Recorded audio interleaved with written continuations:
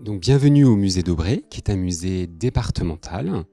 Alors, pourquoi le musée d'Aubray? En fait, ce nom tient à un collectionneur qui s'appelait Thomas d'Aubray, collectionneur du 19e siècle, un Nantais qui a constitué une collection de plus de 10 000 œuvres tout au long du 19e siècle et qui a donné non seulement ses œuvres, mais également la propriété où nous nous tenons au département de Loire-Atlantique à la fin du 19e siècle pour en faire un musée qui porterait le nom du collectionneur, le musée d'Aubray.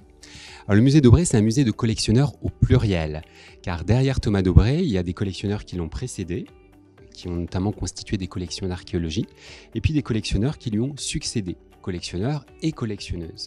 Et c'est tout l'intérêt du musée d'Aubray. C'est un musée qui permet de raconter beaucoup d'histoires, des histoires autour de ces objets. Il y a 2400 œuvres qui sont présentées dans le parcours permanent et qui permettent de couvrir une période très large, 500 000 ans, et de couvrir une géographie et un territoire très large, 5 continents. Et donc le principe de ce parcours permanent, eh bien, c'est de présenter une histoire d'hommes et de femmes qui ont fabriqué ou créé ces œuvres ou ces objets, mais aussi de celles et ceux qui les ont rassemblés, qui les ont collectionnés, qui les ont donnés ou légués au département de Loire-Atlantique. Et ce musée, c'est aussi un musée à échelle humaine. Et dans cette dimension, tout au long du projet de rénovation, on a souhaité associer les citoyens, les familles, les personnes en situation de handicap, les étudiants, les personnes éloignées de la pratique de la visite d'un musée. Et dans le cadre d'ateliers participatifs, on a pu échanger sur ce qu'est la visite d'un musée aujourd'hui.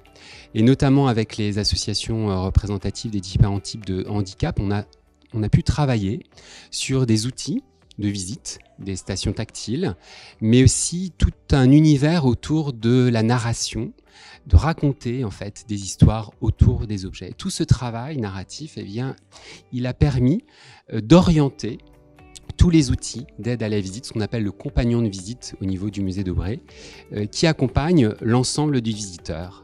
Donc l'intérêt de ce travail, qui continue toujours dans la production de ce qu'on appelle les offres culturelles autour du musée, c'est de montrer que cette attention que l'on a pour les personnes en situation de handicap, eh bien, innerve sur l'ensemble des visiteurs et sert l'ensemble des visiteurs. On le perçoit notamment à l'échelle du public et de la cellule familiale. Donc, le musée d'Aubray, c'est un formidable lieu d'expérimentation sur toutes ces approches et qui va permettre bien de poursuivre cette attention, cette fois à l'échelle d'autres lieux qui sont gérés par le département, les monuments historiques départementaux, les sites patrimoniaux.